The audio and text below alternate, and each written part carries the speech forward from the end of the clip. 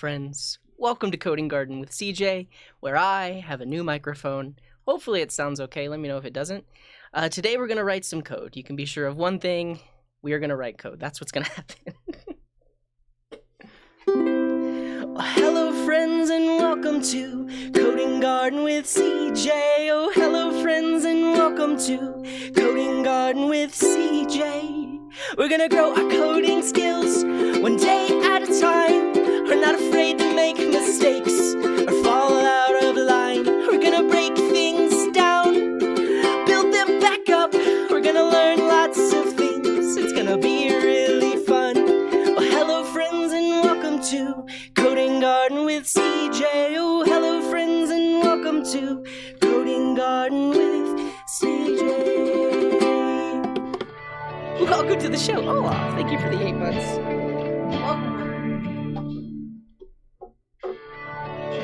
Hey, Freak Zombie. Thank you for that Prime sub. You have arrived at the Coding Garden. I mean, I guess you've probably already been here, but welcome everyone. Yeah, mosh pit. Bounce around, have fun. Okay, lots of support today. I really appreciate you all. We did get a resub, or we got a sub when I wasn't even streaming. Catafracto with that Prime sub 4 days ago. Excavator with the 5-month resub 2 days ago. Appreciate you, Excavator. Ched with the 11-month resub today. Much appreciated. Funny Boy. Feel like it's been a while, Funny Boy. Hopefully you're doing okay. Good morning to you. Thank you for that 6-month resub. Oknot now with the gifted sub. Marco with 100 bits. Cats a Million with 100 bits. Oknot now with 30 bits, Cats with another 100 bits, Olaf with that 8-month, Freak Zombie with the Prime sub, and Sledge Dog with the 10-month resub. We're coming up on people's 12 months resub. I think probably like 1 month from now. Oh yeah, you're right. I'm gonna turn the reverb down now.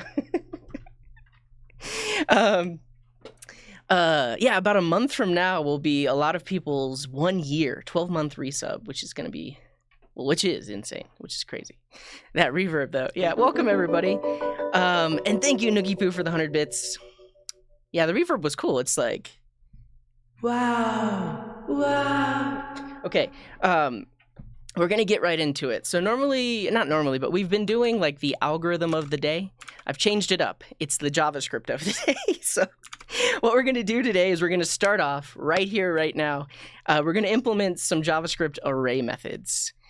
So we're going to do it from scratch. JavaScript array methods from scratch. Let's make a directory called array methods. And it's going to be fun. I'm going to have fun. Hopefully you're going to have fun. Laura Cat, thank you for those 100 bits. Here's a file. Here's this. Can I get a smile in the chat if you're ready to see me implement forEach? And BGNYC, thank you for that Prime sub. Very much appreciated. Yeah. Smile. From scratch. I mean, as scratch as it can get, because we do have the JavaScript language itself at our disposal. So let's do it. Let's get right into it. We're going to write some code. So what I mean by this, so if you're not familiar, there are methods built into arrays. And I guess, I mean, we're not today, Ibaldi. I have to prepare. The thing is, if we're going to do Kafka, I have to do work off stream to figure it out before we do it on stream. I mean, I could figure it out on stream, but I feel like that's not as entertaining. Okay, but we're gonna do this as a YouTube video, so I'll do like a whole intro. Let's look up the array on MDN. We'll start there. Weird Divide. Thank you for that gifted sub to Friniz. Where are those? We'll zoom out a little bit. Where are those array methods? Yeah, push. No, I mean, we're not going to implement push and pop because those are like operating on the array itself. But things like forEach, flat map, map. All right. Okay. Is everyone ready? I think I'm ready. Let's go. Hello, friends. Welcome to Coding Garden with CJ. In this video, we are going to implement some JavaScript array methods. We might only implement one. It depends on how long I'm doing this. But in JavaScript, there's this thing called the array. It's a collection. It's a list of elements, and you can use it for a lot of things. It's very useful. I mean, in other programming languages, arrays are extremely useful as well. But you may be familiar with things such as forEach, which is a method built into the array prototype. So what that means is any array that you create in JavaScript, in this case, they're creating an array of ABC, You could create an array of 1, 2, 3. You could create an array of many things, but any array that you create will have this forEach method tacked onto it for free. You get it for free. And what that allows you to do, and thank you, Murdoch, for those bits, much appreciated. What that allows you to do is give it a function, and that function will be called on every element in the array. So because this array has 3 things in it, this function is going to be called three times, once with A, once with B, once with C. And this method's built into the prototype. There are other methods you're probably familiar with. Thank you, Nookie Poo, for that gift. Like indexOf. Razor1 with the resub. Very much appreciated. How long, Razor1? 11 months! 11 months!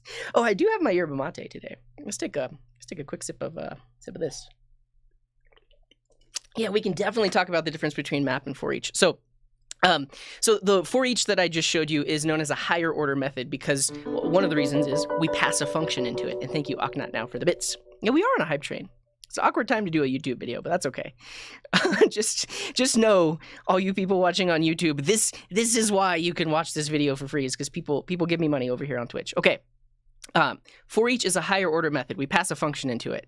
indexOf is actually not a higher order method. So this method, just like forEach, is built into arrays, but you don't pass it a function, you pass it a value. So what this allows you to do is you pass in some value, and it will tell you the index of that element in the array if it is in the array. So this one would be fun to implement as well. I think we might implement this one first, and then we'll go into forEach, because that gets a little bit deeper. And then the map method was mentioned. This, again, is built into the array. But what this allows you to do is pass in a function just like forEach, but map returns a new array of the same length as the input array. We'll dive deeper into that, but let's implement indexOf. Like, how does this work? How does it know? How can you just say beast.indexOf bison and it just knows? It just knows that it's at index 1. Well, my friends, this is a pretty simple coding problem, right? So we want a function called indexOf. Now, we could put this on the array prototype, but we're not going to. There's some best practices in that you shouldn't pollute the prototypes of global objects. So we're just going to make a method. And in Blanky, thank you for the bits. A tip for the pot. Thanks for the content. You bring much needed positivity in the community of devs, of aspiring devs. I appreciate you in Blanky. Thank you for the bits. Okay, so we have a function, indexOf. And just like this one takes in a value, our indexOf is going to take in a value. But we also need access to the array that we're going to be doing that on. And Fiden, thank you for that gifted sub to Shaggy. Oh, I don't know if Shaggy is here. What's up, Shaggy? Congrats. Cool. So we're basically searching for this value in some array. And because we're not putting it on the prototype, we're writing a function that takes in the array and takes in the value, and we return the index of that value inside of the array. Just as a test, if I call indexOf on an array with the value 42, and I'm looking for the value 40. So an array has the value 42 inside of it, and I'm looking for the value 42. That should give us back the value 0, right? Because 42 is at index 0. So when I run this function right now, it is returning undefined, right? Because our function is blank. It's not returning anything. By default, it returns undefined. We want it to return 0. So let us do that. So first of all, we need... do we need the index? No, we don't. We just need a loop, right? It's a pretty simple searching function. So I'll write the for loop from scratch. We need a for loop that iterates over the array. It's going to look at every value in the array. And if that value is equal to the value we're searching for, we return the index. Done. So I'm going to say I starts at 0, because we're going to start at the first element in the array. We're going to go while I is less than array.length, because we want to go all the way to the end of the array. And then on every iteration, we increment I by 1. So we're going to look at the 0th index, and then the first, and then the second, and then the third. Yeah, I mean, technically, we could use forEach. I don't want to... Well, we're going to implement that one next, so I don't want to use it before we implement it. Cool. So this is going to look at every value in the array. Now, we basically do our check. We'll say if the array at that index is equal to the value that we're searching for, we return I. That's it. We have implemented indexOf. So the moment we find the index, we return it, and look, our function is returning 0, just like it should. One thing about indexOf here is that if it can't find it, it returns -1. So we'll just do that here. So if we made it out of the for loop, that means we didn't find it, and we return -1. Yeah, so yeah, first try. We should be done. At this point, we could try it with a bunch of different things. Like we could pass in CJ, we could pass in cyber cyclonic, and thank you, Kuzi, for the 100 bits. Everything's gonna be all right. Thank you for that reminder. And everyone out there, just remember, everything is gonna be all right. Everything's temporary. Nothing matters. It's all gonna be okay. Cyber cyclonic. Okay, who else are we searching for? We're searching for strategy first. Did I spell that right? Strategy. Okay, cool. So if I search this array for the value 42, I should get back -1, right? Because it's not in there, and we get back -1. Great. If I search that array for the value CJ, I should get back 0. And we do, where's that undefined coming from?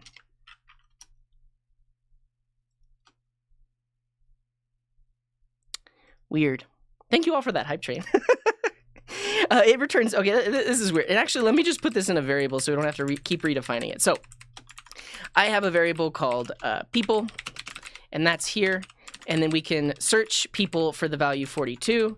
And we should get back -1, and we do. We can search people for the value CJ, and we get back 0, so that's great. And then lastly, we could search for John, but John isn't in there, so we should get -1. And then we also could search for strategy first, and that should give us the value 2 because it's at index 2. I mean, I guess I don't have to log what I want it to be. I just want to log the output. This will be less confusing. Let's do this.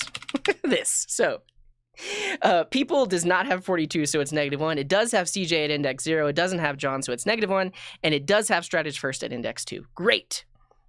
So we have implemented indexOf. It's a beautiful thing. And so whenever you do people.indexOf and you pass in CJ, like this is the built-in one. This is not the one that we wrote, right? That's the one that's built into JavaScript. When you do this, you best believe that behind the scenes, it's probably doing something very similar. Very similar. It may not be exactly like this. It may be exactly like this. Who's to say? But it's very similar. And thank you, Nicole, for that prime sub.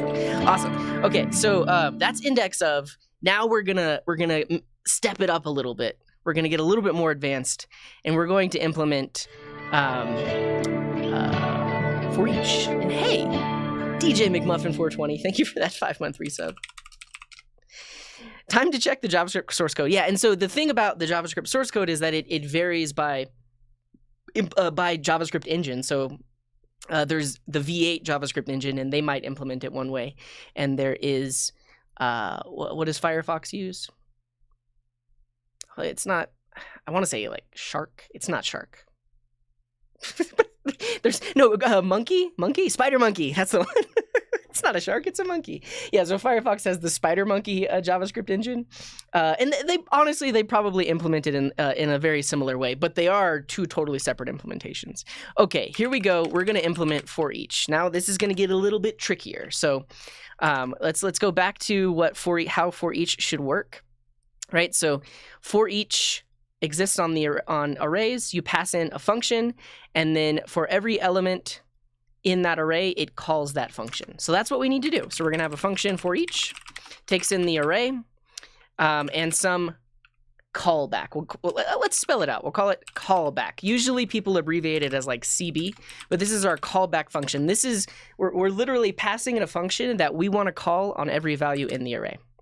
What's the difference between for and forEach? So for is like a language construct. This is a keyword. This is like built into the JavaScript language, and it has this specific syntax where you have your initialization, your check that happens after every loop, and then usually like an increment or a decrement. That's a for. A forEach is just a method on array. It's a method built into the array prototype, meaning we can invoke that function on any array that we have. So that's how they're different. Like this is a thing. forEach hasn't always been in JavaScript. You could look at caniuse.com. Let's look at forEach. I mean, it's been there a while. It's been there a while, but you can see that IE 6 through 10 don't even have array.forEach inside of them. Well, no, that's set forEach.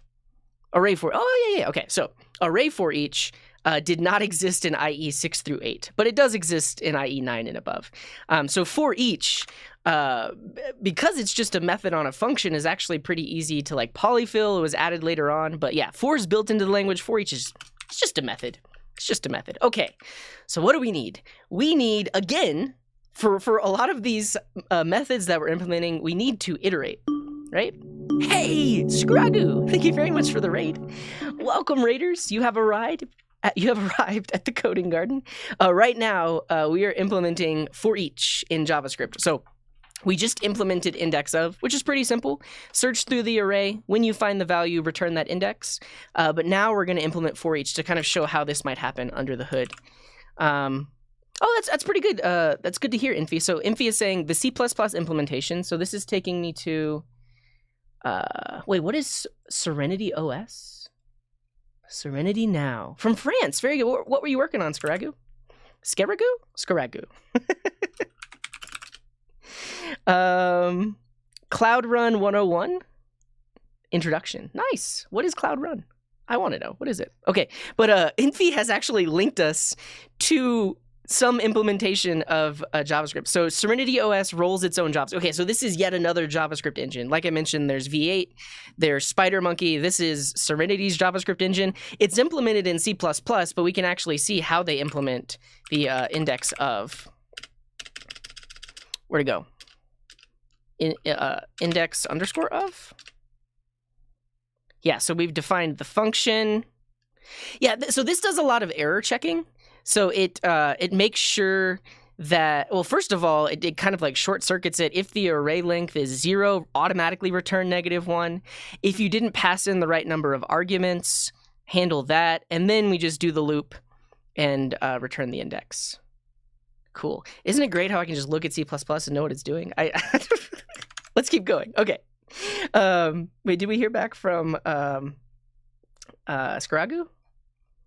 Maybe they're typing out. That's okay. We're going to implement this. So just like indexOf, we need to iterate through the array. So we have a for loop. I can read C++. I'll put that on my resume. So we have a for loop just like before. It starts off at 0. We're going to go while we're less than the length of the array. And on each iteration, we're going to increment I by 1. Now, this one is actually very simple as well. All we have to do is invoke this callback function with the value from the array.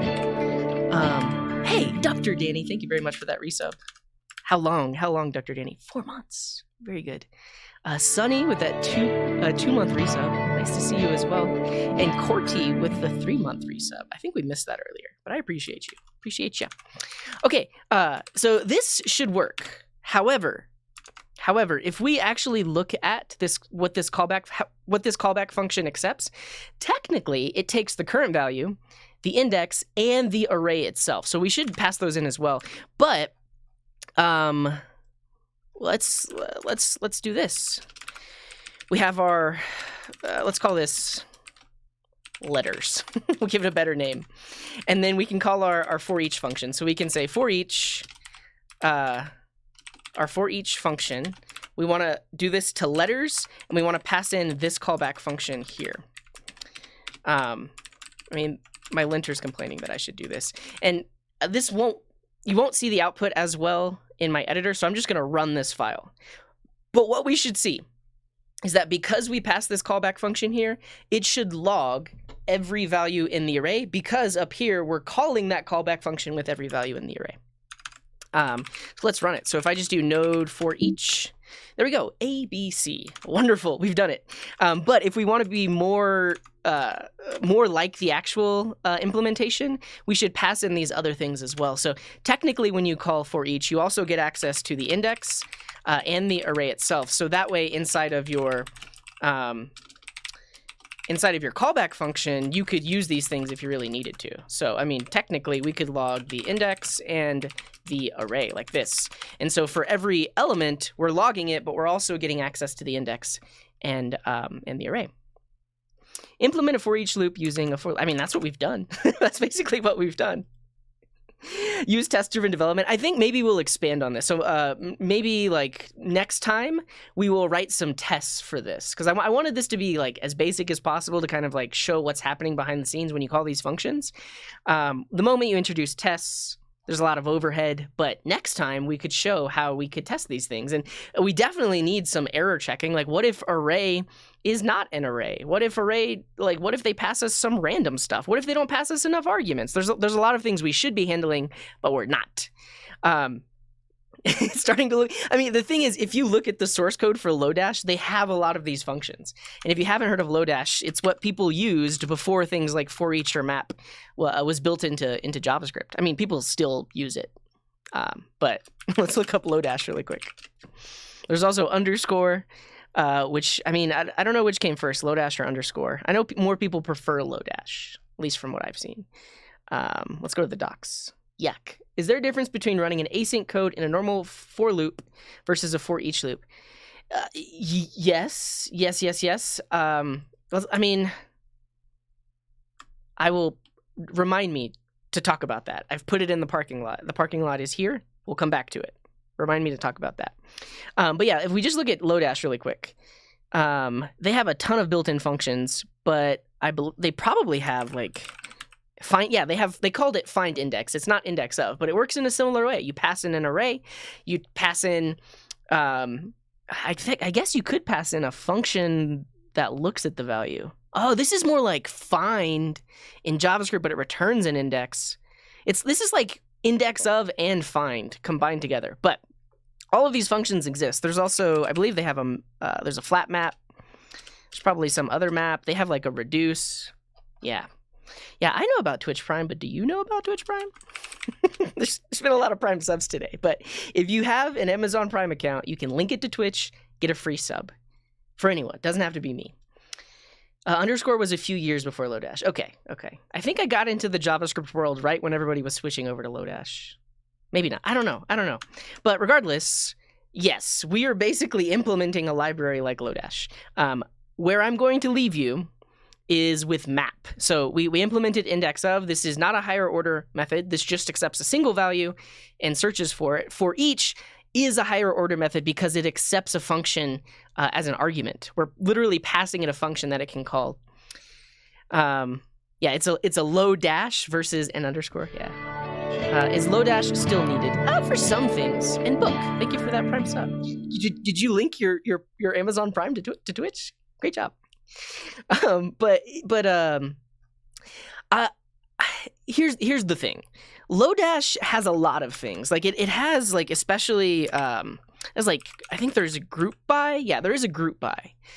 And when you look at it, group by reads a little bit better than like reduce. And if you wanted to implement this without Lodash, you would technically use a reduce. You wouldn't have to use a reduce, but you could. I mean, and I argue that I don't know. You probably don't need it, is what I'll say. But there are a lot of things that aren't built into JavaScript that you would have to code yourself. So yeah. What is RxJS? This is reactive extensions for JavaScript. It's like really just a whole different way of coding JavaScript. It works on streams. Yeah. Okay. Is that like link in C#? Not necessarily. I think there is an actual JavaScript library somebody's implemented that's like link. If you're not familiar with link, it lets you like chain methods on collections. These are really just functions that help with navigating arrays. Yeah. Okay. There was a question in the parking lot. The question in the parking lot was, is there a difference between running async code in a normal for loop versus a for each loop? My answer is yes. And here is why. Let's create a new file, async. The answer is yes if you use the await keyword.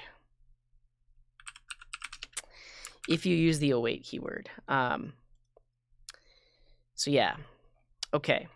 Hey, what's up, Sai?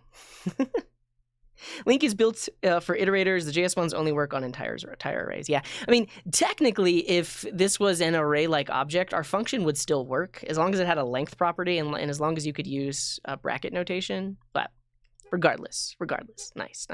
Yeah, and shout out to Sai. I don't know if I haven't seen you coding on stream, Sai, but I have seen your game streams. But definitely drop a follow over there. Yeah, okay. Async loops, yeah. So, and I think, I don't know if we have top level await. So we're gonna just create a function and we're gonna put all of our code in here. This is gonna be an async function. And let's say we have an array of values. I don't even know what we're gonna do. This example is not gonna make any sense except to explain why it's different to use like await in a forEach versus a for loop. Okay. And here's another thing we're gonna do. We're gonna create a little sleep function. This just returns a new promise. You can take in the number of milliseconds, and it will sleep for that number of milliseconds.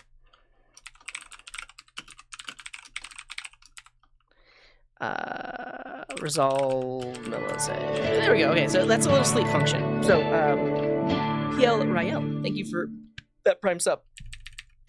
So, watch what happens. We're gonna write a loop that just iterates over this ABC and logs out each value. Like this. So, console.log values, like so. Now, at first, this is gonna behave exactly as we would want it to. It's just gonna log out A, then B, then C, right? Here we go. Let's run it. Wait. No, it's like we logged out the whole array. We want to log out values at I, and then that should do it. A, B, C. Great. But what if? Thank you, American 2015 SQL Boardster. You caught it. Okay, but what if we were to sleep after each log? So we want to sleep for 1 second after each log, and we're gonna await this. And my linter doesn't like this because it's like, hey, you should not await inside of a loop, but we're gonna let it. What's gonna happen here is it's gonna log A, then it's gonna wait a second, then it's gonna log B, then it's gonna wait a second, and then it's gonna log C. So let's watch it happen. A, B, then C, right? So when you put the await keyword inside of a for loop, it's actually going to halt the execution of the function while the for loop is iterating. If you were to use forEach doesn't care. forEach is going to invoke the function on every value, and it's not going to wait for the promises to resolve. If you wanted to wait for the promises to resolve, you could do other things. But if you were to take this same code that we had inside the for loop, but do it with a forEach value, and I mean we technically can pass it an async function. Right, we can pass it an async function all we want, and then we get access to the value, and then we can log it out. But what you will notice is that it's not going to wait. We're going to see ABC. we're going to see ABC. It's not going to wait. ABC, right? Now, technically, you saw that the program didn't exit until like a second later because it still awaited those sleeps behind the scenes. But this is not going to wait for the next execution of the forEach. And the reason is, I mean, and we can see it right here. The reason is, behind the scenes, it's just calling that callback function, right? If this is how forEach was implemented it's a lot more complex. There's more error handling and stuff like that. But the way to think about it is it's literally just calling that function for every value. It's not waiting. It doesn't care if this callback returns a promise. So it just does it. Yeah, if we really wanted to wait between them, there's other things we could do. This is actually one of my favorite things to do. It's kind of like a waterfall. So we reduce. We get access to each promise and each value. We then, and then this is an async function.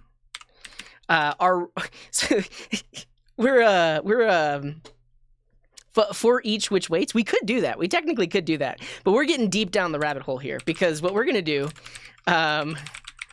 is we are going to make this We're going to make this behave like the for loop. You know how the for loop waited for each one? We're going to make this behave like that. So here's what we do. We await the previous promise, and then we console log the value, and then we await the sleep for 1 second. So now what this does, and so if you're familiar with reduce, the return value of every invocation gets passed into the next call, right? And so because we're awaiting it, yeah, we're abusing reduce to be like this is basically a promise waterfall. It's like do one promise at a time. So it awaits the previous promise, then it does the thing, and then it awaits the previous promise, and then it does the thing. So this will behave like that for loop. We should get A, then B, then C, and then it's done. Yeah, but is this maintainable? I mean, it's really a matter of how do you want things to actually work, because a lot of times, and like this is why this linter rule exists. A lot of times you actually don't want to await inside of the for loop. Sometimes you do. Sometimes you do want to just wait. I mean, and I would argue if you're going to do this versus this, I would probably do the for loop way, because this is a little bit clearer on what it's doing versus this one. I don't know. I mean, I wouldn't call it. This isn't a workaround. This is just. It's just a thing. I don't know. Do we have promise.waterfall? Is that a thing? Or does that only exist like in Bluebird? Promise.waterfall? I don't know. Regardless, I think that answers your question. I forgot who asked the question. Who asked the question? Setting. If you search my YouTube for ESLint, you'll find some videos. They're not up to date, though, but they should get you on the right track. Pedro asked this question? What's up, Shirkum? Greetings and salutations. May bountiful treasures await you this weekend. Oh, thank you very much. I mean, by bountiful treasures, do you mean Pokemon cards? Because I'm going to be opening a lot of Pokemon cards this weekend. Okay, I digress. Here's what we're going to do. So this was fun. Oh yeah, you're welcome, Kuzi. Yeah. I'm glad that it helped. Shining Fates, yes. If anybody did anybody learn something in this rabbit hole of promises and waiting in for loops? Can I get a 1 in the chat, or a smile in the chat, or a 2, or a Pikachu emote, or anything? Did you learn something just now? Yeah, we could talk about async intervals. Yeah, Brochington. There is the for await of, which can await an iterable value. I don't know. I'll show you the. I'm not going to write it just because I don't have something async. I don't have an async something iterable that I want to await asynchronously. We can search MDN for it. Did someone say Poke? What's up, Jarrell? Async iterable. Async is dangerous but powerful. I would say it's not dangerous. I would say you should really learn the ins and outs of how things like this behave in JavaScript, because if you don't, you're going to have a bad time. And so if you learn about callbacks, if you learn how promises work, if you learn about the execution order of things, you'll have a much better time. For await of, here it is.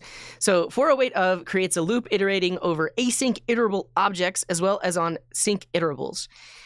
So for await value of value. So the thing is, this iterable right here could return a promise, and this is going to await every value in that promise. I guess this technically could be a generator function too.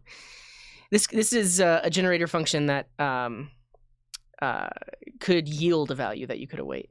Yeah, marijuana is legal in Colorado for recreational use. It is. And Tactical's Party, thank you very much for that tier 1 sub. We didn't see it on the screen. I don't know why, but 4-month resub. Very much appreciated. All right, last thing we're going to do in this talk about, here's the thing. This started off as a YouTube video. We've just been talking about stuff. I mean, honestly, I wouldn't be opposed to just keep on talking about arrays for the next 30 or 40 minutes. But what we're going to do now is we're going to implement map in the same way that we implemented indexOf and forEach. Are you all ready for that? Can I get a smile if you're ready for that? Map.js. Okay. So we're gonna have a function called map. It takes in an array and it takes in a callback function. Promises. Yeah, maybe we could do more promise stuff. My body is ready. So the way that this will work is if we call map on an array with the values 1 and 2 in it, and we pass it a function that does v times 2 or value times 2. What this should do, this should give us back a new array where every value in the input array is multiplied by 2. So if we map the array 1 and 2 to this function, we should get back a new array that has the values 2 and 4. Yeah, event loop. I did not mention that word, but that is how you will learn how the execution order and how promises work and callbacks and all that good stuff. Definitely check out that event loop video. I know which one you're linking. I mean, I'll confirm, but it's the classic one. This one. Yeah, there's also another one, which is similar and just as popular, but watch it. It's a good video. I spent yesterday banging my head against file operations with arrays in HTA. What is HTA? And hello, AcidSpark. Is DuckDuckGo going to know? The Health Trust of America. That can't be it. Programming? HTML? Oh, is this Microsoft? I don't know what you're talking about, AcidSpark. That redirect page just prevents me from clicking links directly. So when you click it, it scrapes the URL, pulls in an image preview, so that way I'm not immediately loading that URL unless there's in case there's anything naughty there. It could be a bad link somebody's sharing in the chat. So it's a preventative measure. Okay.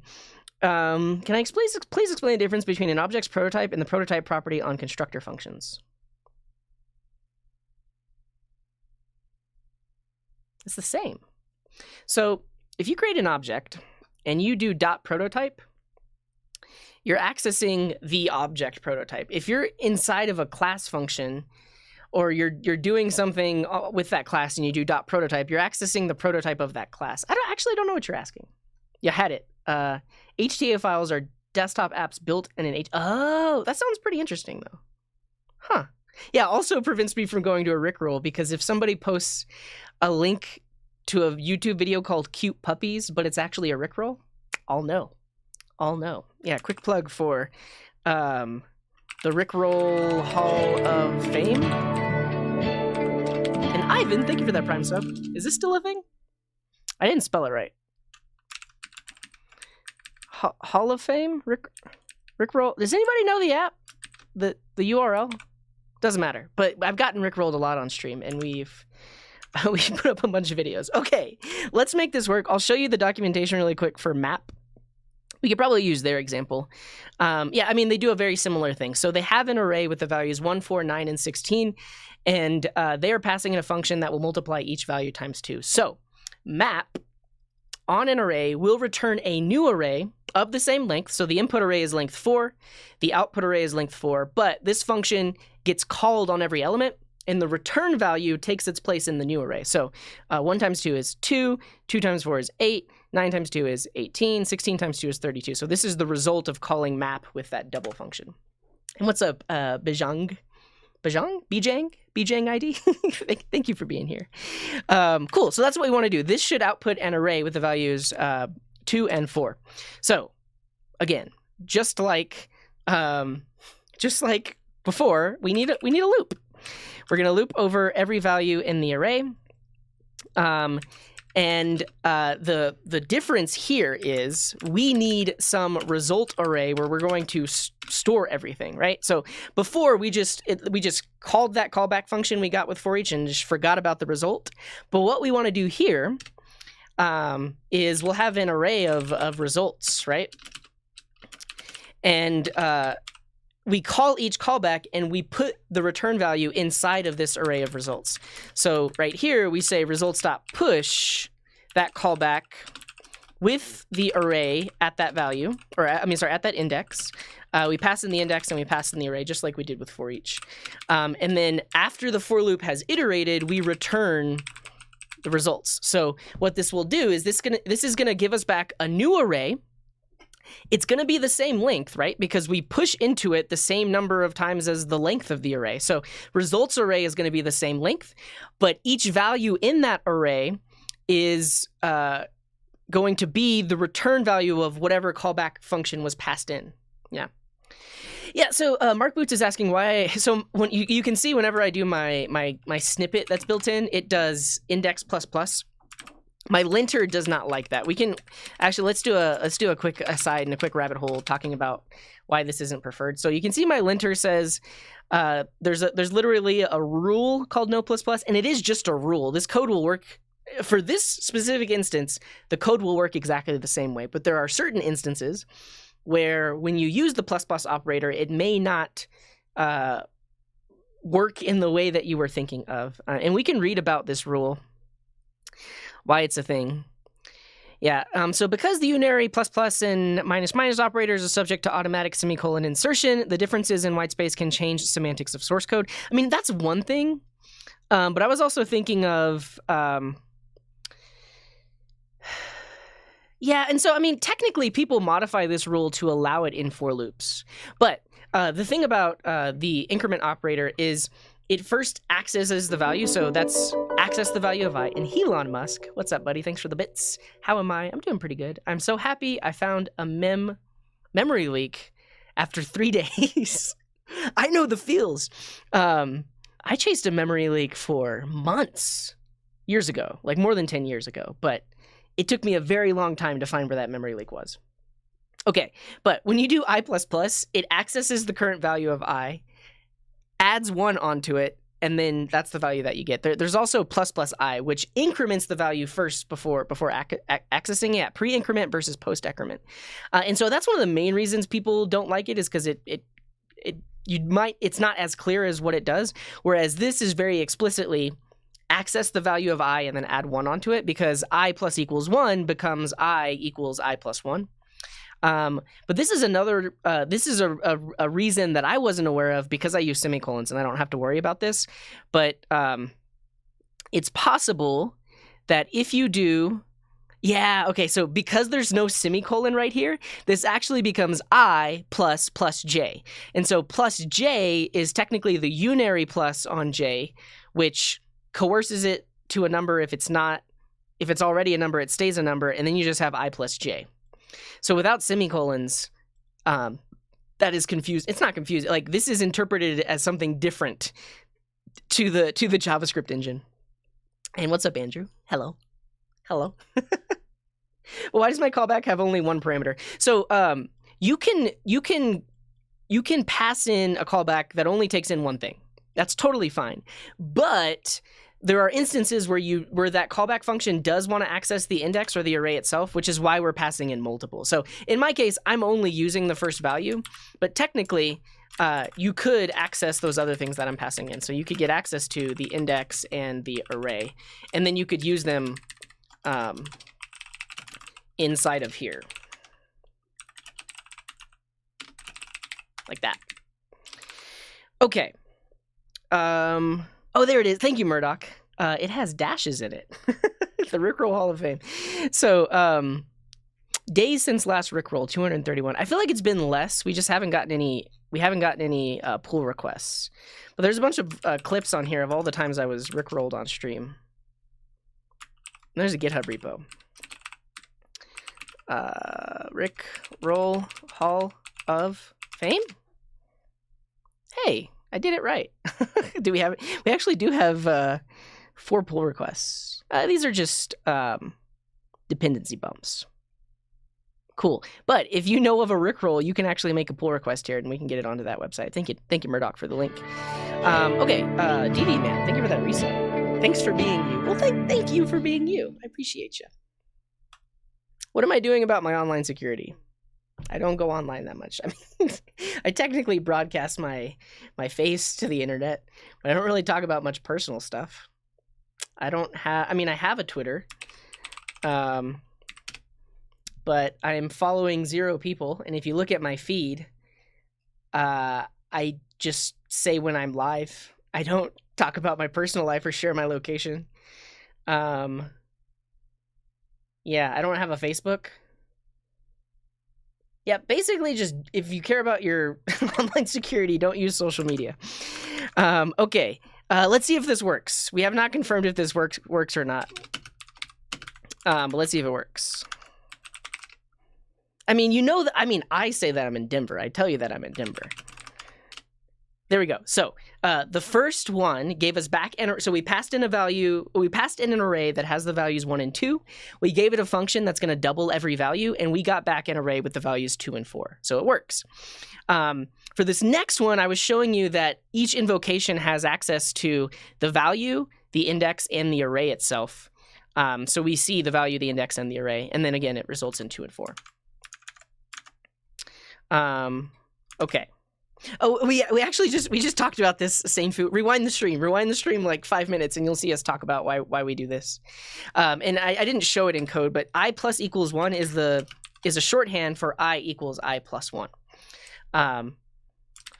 which is technically the same as this, but it's not the same as this. Plus plus I is actually I equals 1 plus I, right?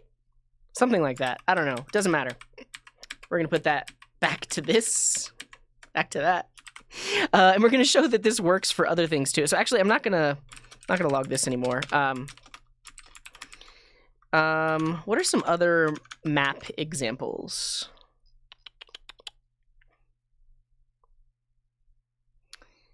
I plus returns I. So it evaluates to the value of I itself. Plus plus I does the addition and returns that as the result. Oh, look at that. They actually have a map implementation for us on the MDN documentation. You can see there's a lot of error checking, right? They're making sure that you're passing in the right arguments. I am doing none of that. My function is very basic. It just does the thing. This is assuming that you pass in the right arguments. But yeah, if we wanted to make it more robust, we could add error checking and stuff like that. Yeah, let's do that. We could find the square root of each number. So this one was just doubling every number.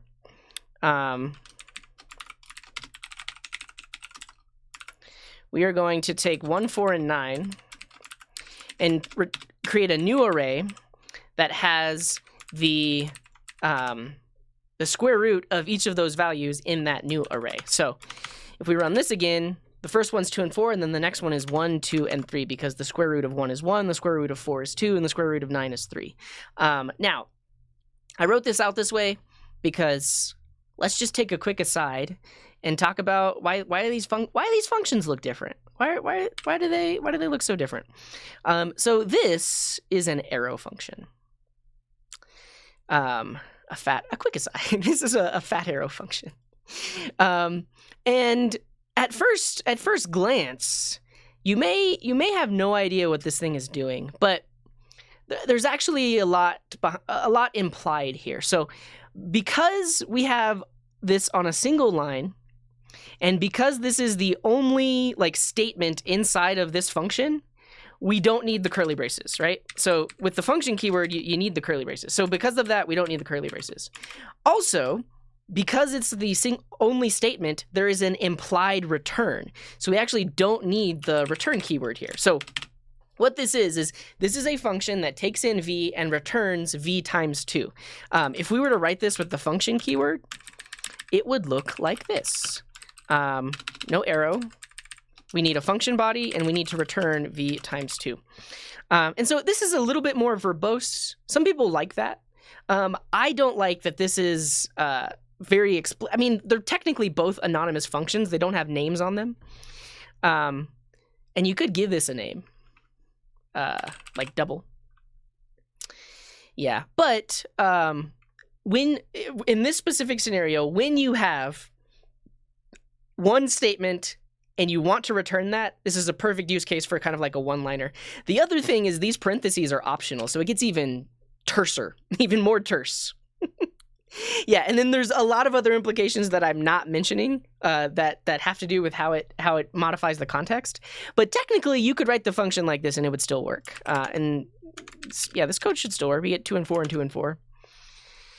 Yeah, you're right though, because we can't access this anywhere else. Why give it a name? I mean, the reason you used to give this a name is because it would actually show the name in stack traces. So if there was some error, if you have an anonymous function, your stack trace would just say an anonymous function. But by giving it a name, you had a better stack trace. I think the stack traces are better these days. I don't know. Let me write them. There are multiple ways to write this. So we could do this. We could do it with parentheses. We also could do it with a function body. Like there's no reason. I mean, there is a reason. The reason we don't use a function body is because there's only a single statement. But these three functions all do the same thing. They're just different ways of writing them. I don't think I've ever used a non-arrow function in production. Yeah. Yeah, don't make mistakes. Don't worry about stack traces. Do I have a video about building a parser or some kind of expression validator? Validator. Sort of. We did a code kata where we were building a mathematical expression parser. It got really complex. But it did have like tokenization, and we were building like a syntax tree. It's not a single video. It's probably like 12 hours of video because it took me so long. But if you look at the Code Kata playlist, you should be able to find it there. And what's up, Mr. Demon Wolf? You here? Streaming, yeah. Nice.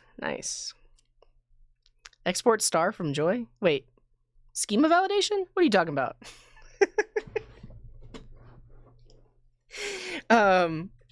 Okay. Where can you find the short name for arguments in a callbacks of a function like map or use and filter? Oh, yeah, the go-to place, I would say, is MDN, the Mozilla Developer Network. I think you just do mdn.io. That'll get you there. And then specifically, if you look up the array global object here, so global objects array, on the left-hand side, you will see the prototype methods. And so specifically, if we're looking like what arguments are passed into map, we can go over here. And then we see an example here, and it tells you the parameters. So it's saying it passes the current value, and then you have optional parameters like index array. Oh, I forgot that you could pass in this argument.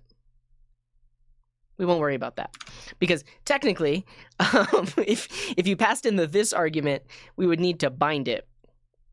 But this is one of the things I haven't talked about in the differences between arrow functions and regular functions. Arrow functions have lexical this. Functions create their own scope and potentially have their own this, or you can change the this value. But we're not going to talk about that. I just wanted to show you the different syntax. Okay, are we done? Are we done talking about this? Does anybody have any other questions about the things that I have done thus far? And earlier, someone did ask the question, what's the difference between forEach and map? ForEach, you can see it in the implementation. ForEach just calls the function that you pass it on every value in the array. ForEach itself does not return anything. Like if we look at the result of doing a ForEach, it is undefined.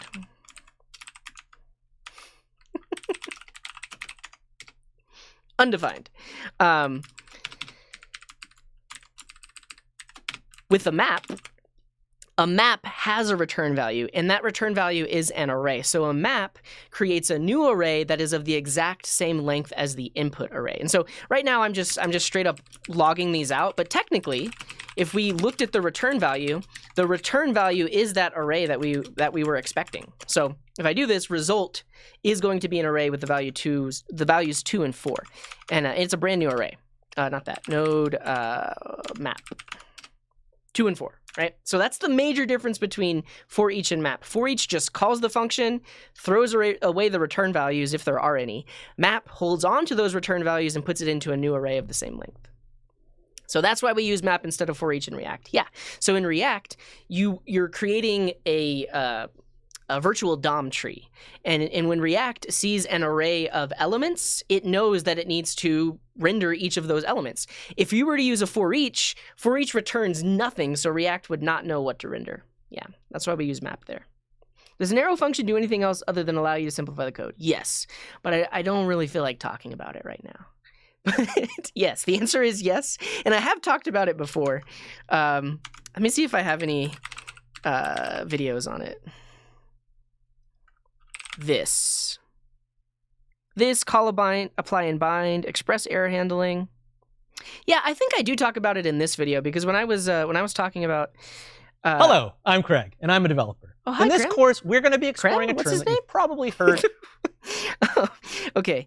Yeah, because one of the major differences is that you cannot change the context of an arrow function, and so I guess we're gonna talk about this. Let's talk about this. So, functions in JavaScript have these functions called they have methods. They have these methods called apply, bind, and call. And these three methods allow you to change the context of the function. They allow you to change what this refers to inside of the function. So if you've ever used this, it's possible to change what this is. This, like this in quotes. And these functions let you do that. And a lot of frameworks that you use are like using these behind the scenes. Now, if you use an arrow function, arrow functions you cannot use call, apply, or bind on them because you cannot change the this value. Arrow functions are more predictable in that inside of this function, so if we were to have a function body on the arrow function like this, inside these curly braces here, if you were to reference this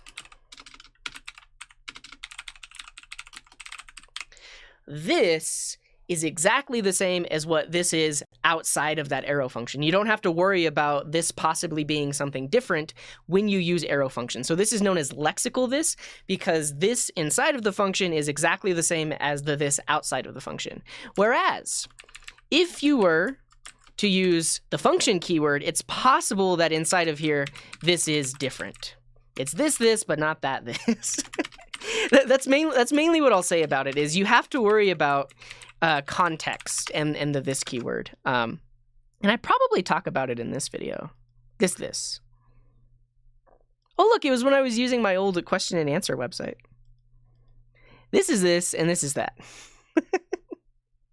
Yeah, I used to use self. I used to say var self equals this. A lot of people used to do this equals that. I probably have it on arrow functions. Is this still YouTube content? You know, at this point, they might as well have just watched the whole stream. But that's okay. No, not array. Functions. When to use async await, why arrow functions are useful, and more. This is probably it. This seems like the one. Look at me. I had less hair. Yeah. This video is the one you want. There's probably others too, but this one specifically, stuff about this. This. Watch that video. Let's see. Declaration versus function expressions, hoisting, and arrow functions. I probably talk about it in this video. I've talked about it a lot. The topic comes up a lot, which is why I don't like to do it all the time.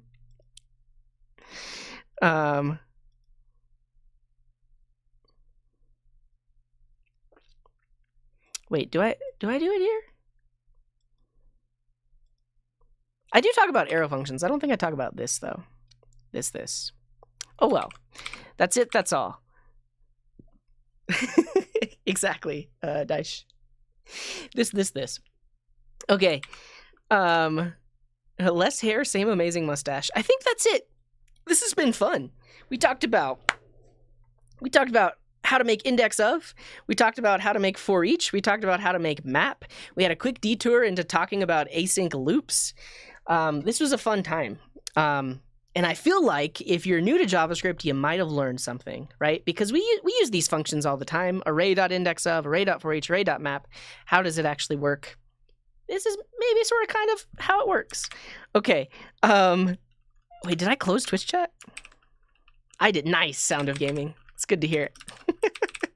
Reduce not today, but I will reference my former self. And I have talked about reduce quite a bit. So if you go on this site and search for reduce, there's a video where I implement reduce from scratch. I also talk about like polyfills and why you might need a polyfill. And then this, so if you, I'll point you to that. If you're new to all of these higher order methods like map, filter, reduce, this, wait, isn't this in a playlist? Why don't I link to the playlist? You know, there are a lot of weeds in the garden. A lot of the weeds are that, like, it's really hard to find my videos. We've had great ideas in the past on how we can, like, actually index my videos and make them searchable, and we just have never gotten around to it. Yeah. Yeah, well, you're welcome, my baldy. Nice. The penny has dropped. Nice. But if you're totally new to even just functions in general in JavaScript, this playlist will definitely help you out. And Entropy Jock, thank you very much for that gifted sub. We don't implement them from scratch, but we talk about them in depth, and I'm actually pairing with a noob. So that noob, not that noob. There's a Twitch user called that noob, not that noob, but the noob in the video, Tony. Asks a lot of questions, and he's the one doing all of the typing. So it's nice to follow along if you two are new to this stuff. And as a bonus, there are a bunch of exercises. So there's this GitHub repo, and for every section, there are exercises to practice that thing. So I have map, and then if you look at the exercises, there are several exercises, like create a new array with the numbers doubled. I bet you could do that. You watched me do it today, right? You could use map with that. Create a new array with the first 3 letters of each day.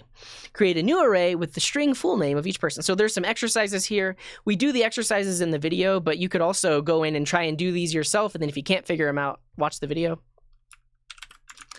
Check it out. Check it out. What's up? Abude Tripathi, welcome to the show. Are links to other YouTubers allowed? Yeah, who you linking? But yeah, why not? Why not? Okay, we didn't say hello to everybody today. We could do that. We could end the stream by saying hello and opening Pokemon cards, because I actually have to get to work. So I streamed during my lunch break today because I'm busy. Can one of the mods click that and tell me if I should click it? Who dat? What's up, Kick You? But let's say hi to everybody. I appreciate you all for being here. Do I know about Twitch Prime? I know about Twitch Prime, but do you know about Twitch Prime? Click that link. Actually, does this link even work anymore? Because now it's Prime Gaming. Yeah, it redirects. That's good. Okay. Hi.